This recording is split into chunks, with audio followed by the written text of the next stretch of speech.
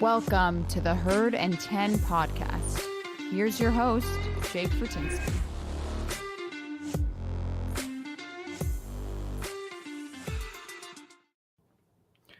Hey everyone, welcome to another episode of the Herd and 10 podcast. I'm your host, Jake Fortinsky. I got my co-host right beside me over there, Kevin Fortinsky, my brother. We are here to talk Buffalo Bills football. You can check me out on Twitter at jfortinskyNFL. You can't check Kevin out on Twitter, but you can check out any of our social media accounts at Herd and 10. Please check us out, subscribe, like our pages, whatever you need to do. Give us the love. We're here every single week talking Buffalo Bills football. The Bills come off of a massive preseason win over the Denver Broncos. Kev, we got a little taste of our first offense. Now, I know it was against the Broncos' second and third tier players, but boy, oh boy, that offense looks pretty good. Huh? It was humming. Oh yeah, that was great to see us dominate for one drive and just sit them down. No need to push it. Don't want to see any unnecessary injuries in the preseason. But wow, yeah, I was impressed with Josh Allen's arm as always. Devin Singletary looked like he was on a mission. Saw an amazing catch from Gabe Davis. Couple beautiful catches by Stephon Diggs. All good things in Bills Mafia right now. Couple pretty ones from my boy Isaiah Hodgins. Can't stop riding the guy. Couple nice catches from Khalil Shakir. We saw some action from Crowder. I mean, everyone was getting involved. The running backs. You gotta like Blackshear. I'm starting to think this guy is a black sheep. Gonna be surprising people. A little dark horse. I think he could make the team, at the very least, the practice squad, no doubt. He has potential. I think he's probably surpassed Duke Johnson at this point, especially given how late Duke Johnson was in the game. You got to figure they probably prefer Blackshear. I think he has a higher upside. Let's talk a little bit about what happened after the game or during this week. Bills made some cuts. Bills also made a big trade. I would say it's a big trade because in the Fortinsky household, we have been waiting and waiting patiently for Cody Ford to finally not be a Buffalo Bill. So folks, if you haven't heard the news, Cody Ford, the awful tackle / guard, whatever he was, is gone. He has been traded to the Arizona Cardinals for a 2023 fifth-round pick. Now, if you don't recall, he was a second-round pick. We obviously had high hopes for him, but I am thrilled that he moved on, or that we moved on from him, and I'm even more thrilled that we were able to bag a fifth-rounder for him. Let's talk, Kev, about some of the guys who the Bills have drafted with a fifth rounder, because those of you who are listening who think, what's a fifth rounder? I'm telling you, a fifth rounder is valuable. It's not like getting a seventh rounder, which can be valuable as well, but really seventh rounders are shots in the dark. But a fifth round pick can turn into something. Kev, let's talk about that. Yeah, for sure. I'm so happy to be rid of Cody Ford. Couldn't be more happier. And that we got a fifth round pick in return, even better. So a couple years ago, some people may remember, we drafted none other than Matt Milano in the fifth round. And then maybe quite a few years before that, we also got Kyle Williams in the fifth round. So the Bills have a pretty decent recent history of picking some studs in the fifth round. So don't sneeze at a fifth round pick. And they can also be used to trade up. As we saw this year, when we packaged multiple fifth round picks and traded up to get Khalil Shakir. And I think he's looking awesome too. So you can never have too many picks. And we were going to cut Cody Ford anyway. So to get a 5th round pick for him, I think another win for Brandon Beane. Big cherry on top. It's so true because they were probably, I hope, cutting him anyways. And this is not the first time we've seen this Bills regime do that, where they know they're getting rid of a guy, and right before they have to cut him, they ship him for a mid to late round pick. And it's really impressive. It's just something that we never saw the Bills organization do. And since Brandon Beane has come in every year, he just stockpiles picks and he either uses them to take guys or, like Kevin mentioned, he takes opportunities to package them and move up in the draft. It never hurts. Like you said, it never hurts to have extra picks. So thrilled about it. If you don't like it, tweet at us. Let us know why you don't like the trade. I mean, I really don't know what you would have an issue with, just seeing how he basically hasn't played for us. And when he hasn't looked very good. To me, this is a big win. It's one of those, again, I don't think it's a huge storyline, but I actually think it's going to come to fruition when we look back in a couple of years from now. I think a lot of people are worried that this is another Wyatt Teller situation. I don't think this is that. I think Teller was a completely different story. We didn't have him for multiple years trying to build him up. That was not the case. And we simply did not have the room for him. And we moved on from him probably a little too early. Cody Ford is a whole different story. I think it took us almost too long to move on from him. I think he's beyond repair at this point. So I'm thrilled about it. Kev's clearly happy about it. Let's talk about the cuts. Bills make a couple cuts. I don't think anyone's surprised. Matt Hawk, obviously gone. I mean, me and Kevin like to call him Matt Hack because he's pretty much a hack at this point. He was trash last season as a punter. He didn't even have to punt a whole lot, and he was not good. He's looked okay, I guess, in preseason. Through training camp, again, kind of looked okay. I think it was pretty clear that the Bills were trying everything they could to get Matt Araiza ready. They were letting him hold snaps as much as they could. They were getting him to punt as much as they could because they obviously felt like he was the winner. And we talked about this last week. After you kick an 82-yard punt, it's kind of hard not to keep you around, especially when field goal kicking has been 100% with Matt Araiza. There's been no issue whatsoever. It's not to say there could be a mishap over the course of the season. It's always possible. But he's looked smooth. He's looked comfortable. And man, oh man, that guy can punt. So happy about that. There's one other cut. Tavon Austin. We all knew it was a stretch. I mean, I thought that maybe he could be our kick returner because I'm still not convinced that we truly have a guy yet.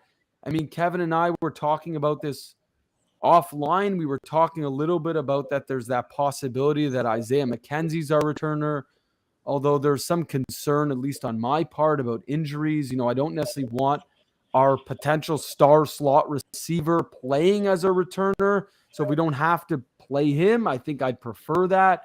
Kev, any thoughts on that? Is Tavon Austin a loss? Is it just a matter of we have too many guys and he just doesn't fit yet? Yeah, I don't think he really had much of an opportunity to make this roster.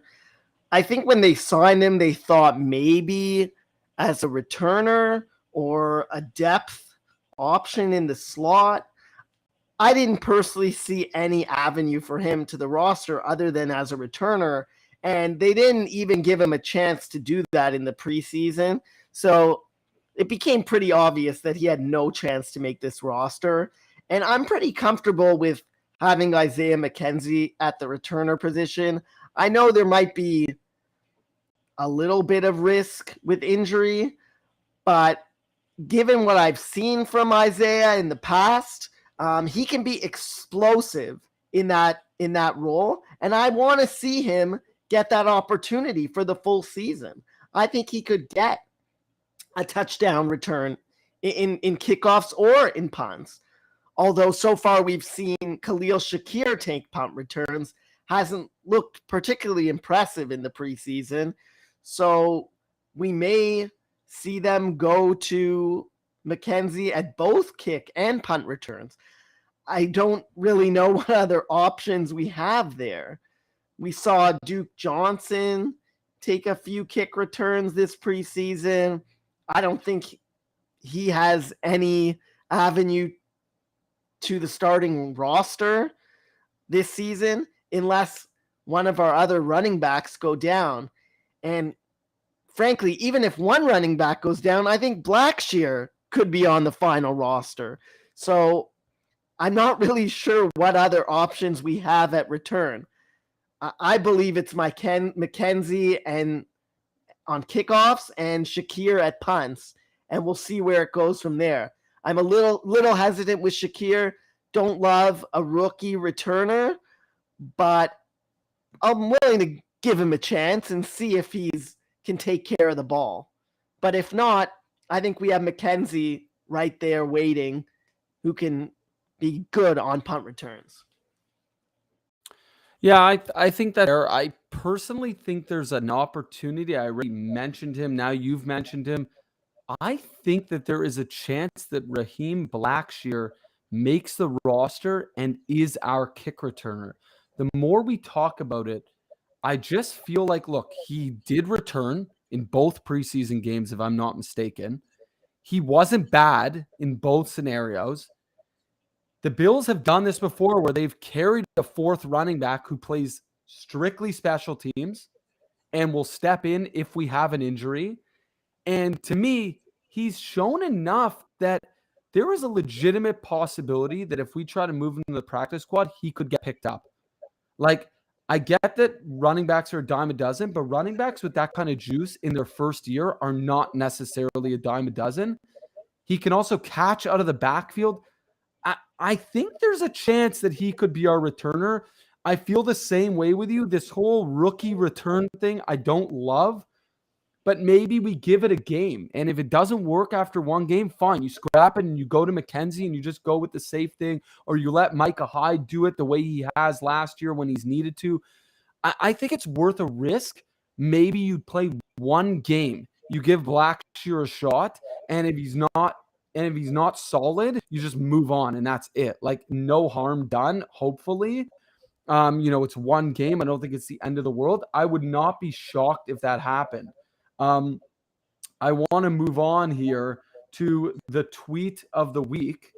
And the tweet of the week is brought to you by Buffalo Beads. We don't yet have the bracelets with us. They are on the way.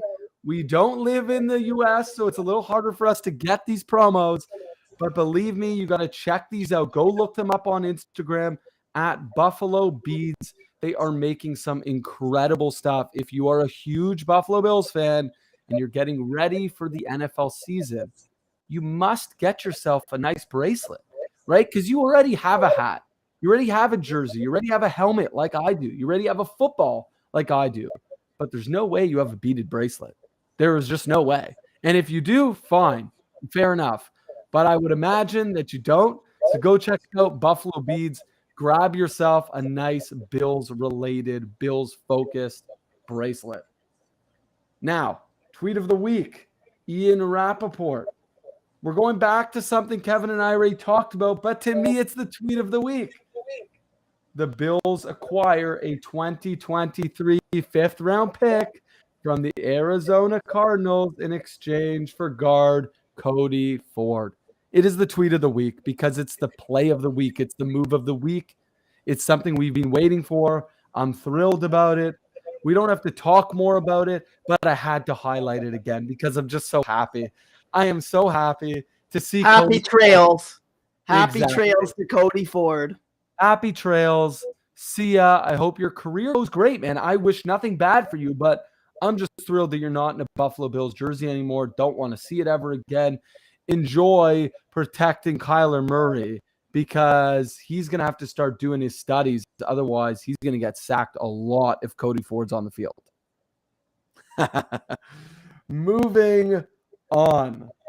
We have lots more to talk about. Kev, this is something you wanted to talk about, so I'll let you take the lead on this one. Yeah, so I really enjoyed this preseason. I think we look like such a complete team. But I want to ask you, Jake, what do you think is the biggest surprise of this preseason for the Buffalo Bills? I think this is going to be the biggest surprise for most fans. It's not exactly a surprise for me because, as you all know, I feel like I'm just beating a drum constantly. Isaiah Hodgins, the guy is being really good. He also brings size that we do not have. He is 6'3". We don't have another wide receiver that is 6'3", who, oh, by the way, can also play the slot.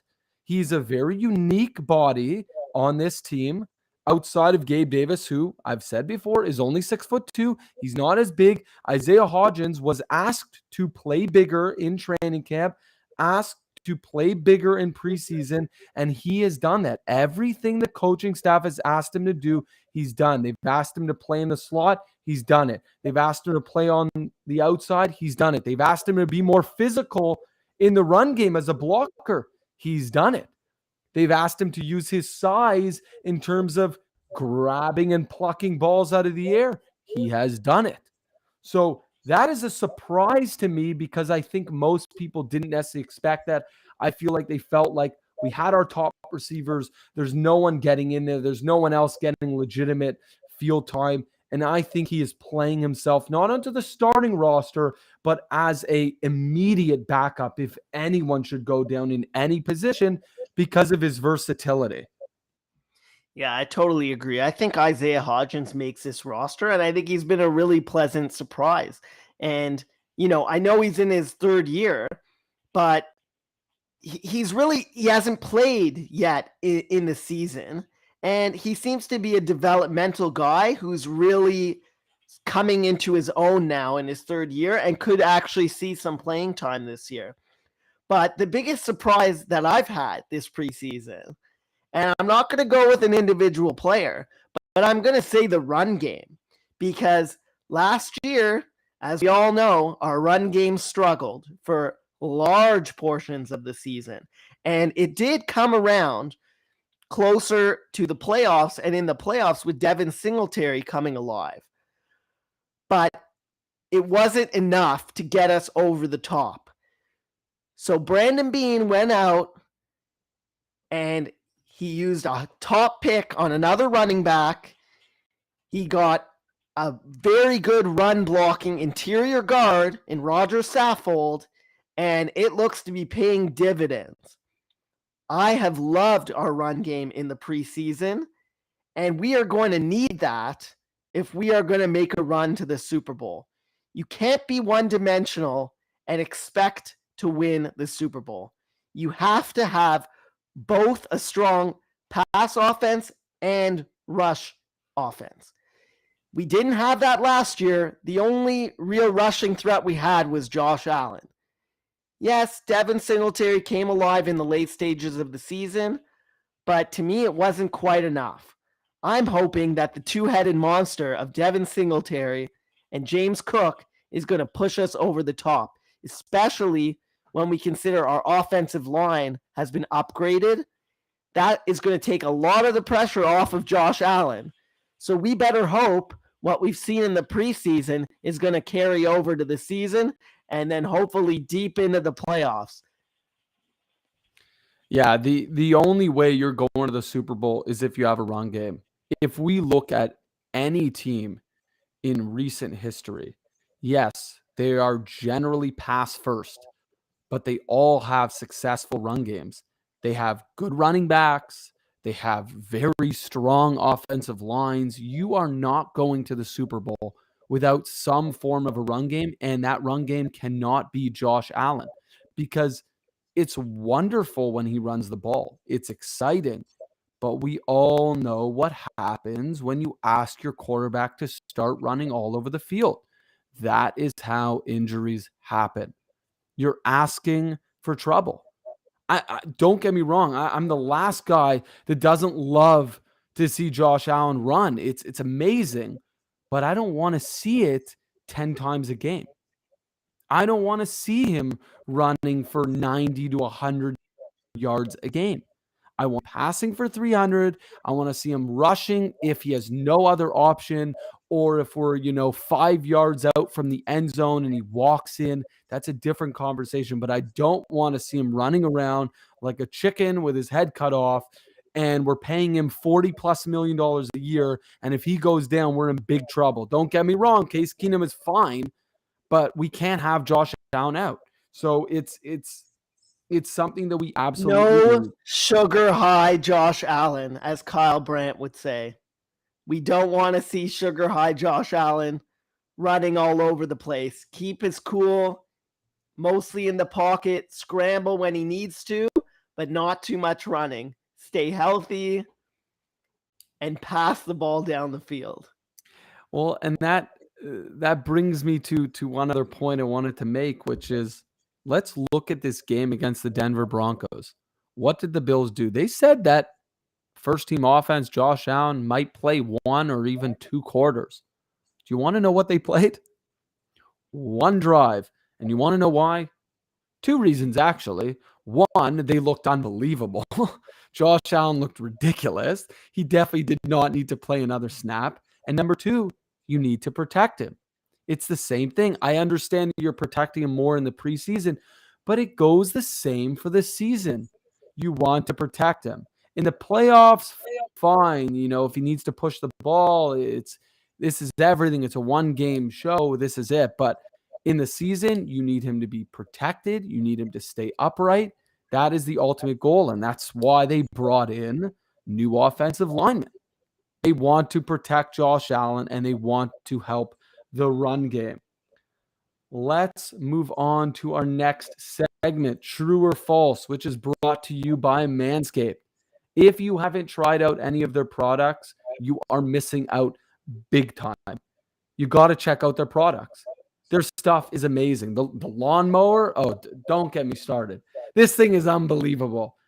You just take one swipe, done. No cuts, no scratches, no nothing. You don't have to worry about your balls getting cut.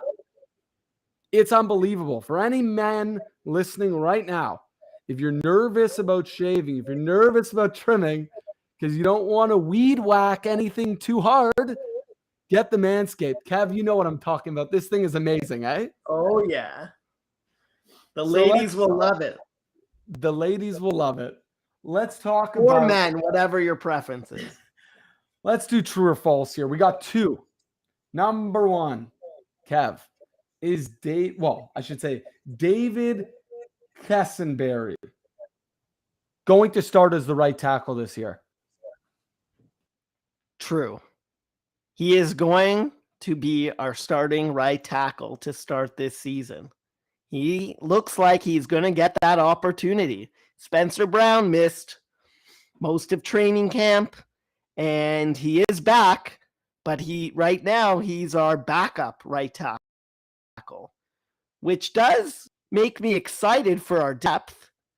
Little bit concerning that he was unable to beat out David Quessenberry, but he looked good in the preseason.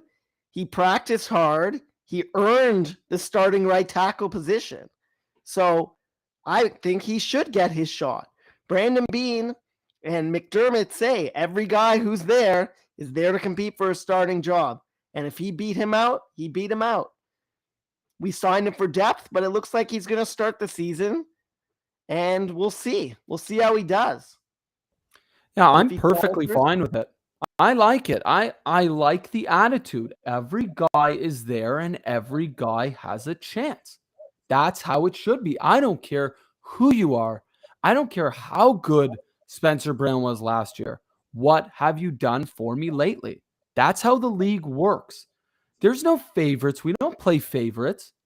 Although there's been times that we've seen this from this regime, but very infrequently. Whoever plays better gets the job. And clearly Quessenberry is outplaying and he's winning the job. He's a veteran. He's done it before. Roll with him. I am perfectly happy with it. Again, they've looked excellent. They looked as good as they've ever looked. I thought that this was, again, I know it's preseason, but it's the best output we have basically ever seen out of this offensive line. Not to mention, the offensive line has been plagued with injuries. It's not just Spencer Brown. They've had plenty of injuries. Saffold, they've had a lot of injuries, but look, they came to play. Preseason or not, they came to play, and Questenberry looked really good. Kev, I think you got one for me. Jake Kumaro is cut.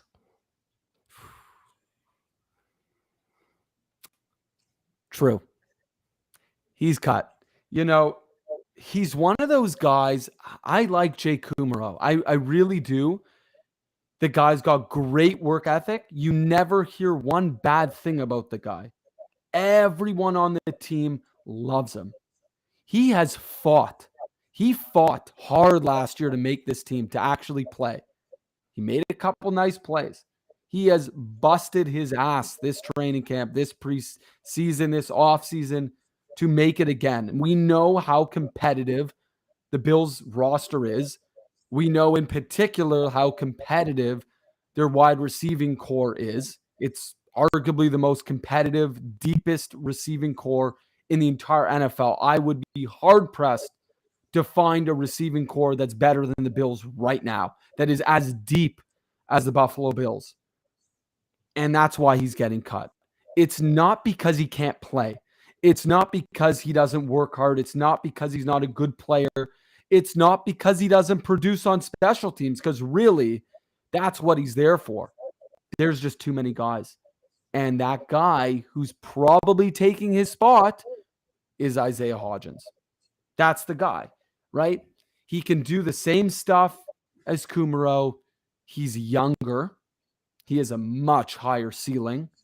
And that's why I say true. I think Kumaro is gone. And again, this is one of those situations. If the Bills were not so deep, I think he probably would make the team. He wouldn't start, but he could be a 4th, 5th receiver. He's solid, but not on this roster. You got to be better than solid. You have to either be exceptional or you have to show exceptional potential. And I'm seeing every receiver that's going to make this roster is either already an exceptional receiver or they look like they could be. Hodgins, like he could be. Shakir looks like he could be. Crowder, we know is. And even he is fighting just to make the roster. Like, when we signed him, there was like, oh, Jamison Crowder, 100% our starting slot receiver. I would argue now he's probably the 3rd. I would put him behind Shakir. I would definitely put him behind McKenzie. I think that's a guy who's fighting to make a roster. And I think if Jamison Crowder was on any other team, and this isn't even a hot take, if he was on any other team in the NFL, he would be on their starting roster. That guy is a starting slot receiver on probably 31 other teams. But the Bills are that good. Their offense is that good. Suck it, Cole Beasley. Now. Yeah, well, I just want to say, I think Kumaro is going to make the roster. Because as we've seen for many years, the coaching staff puts a huge premium on special teams. And there's a number of guys on who, whether they make the roster or not, is purely based on special teams. And I'm not talking about the kicker and the punter. I'm talking about Tyler Matakevich, Tywan Jones, and Jake Kumaro. Do these 3 guys, do all 3 of them make the roster like they did last year? Or do we see a change where they give some of the younger guys a chance to play special teams? We've seen Bean do it for many years, keeping guys on the roster for just special teams, more elder statesmen on the team, and either cutting the younger guys or having them inactive on game days. So I think we do keep Kumaro because of our affinity towards special teams. And I think we also keep Hodgins who's an inactive on game day until an injury happens. But we'll see. Wow. Me and Kev are not on the same page. We usually are, but you know what? Folks, today you get to see it. The brothers are bashing right now. No, look, I think your point is valid. I think it's certainly possible, but maybe I'm just being hopeful. I want to see new guys. I want to see fresh blood. I want to see young guys with massive upside. The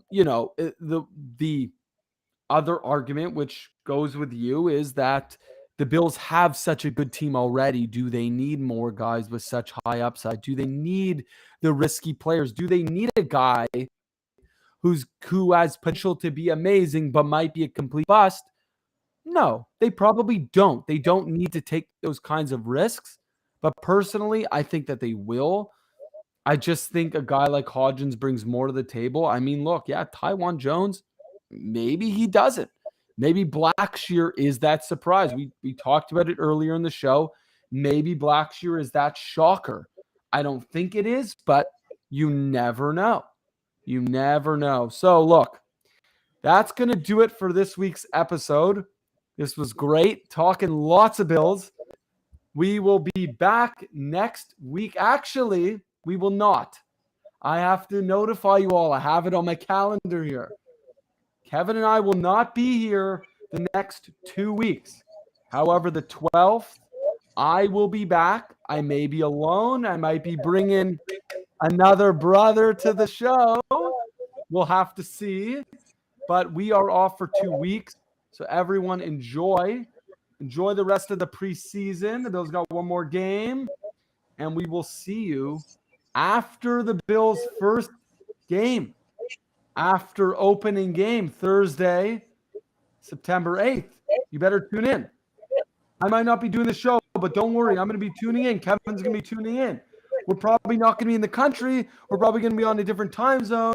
We may have to watch the game at 3 o'clock in the morning, but don't worry. We will be watching the game. So tweet at us. We will be watching. All right? Well, thank you very much. Have a great night. Go Bills.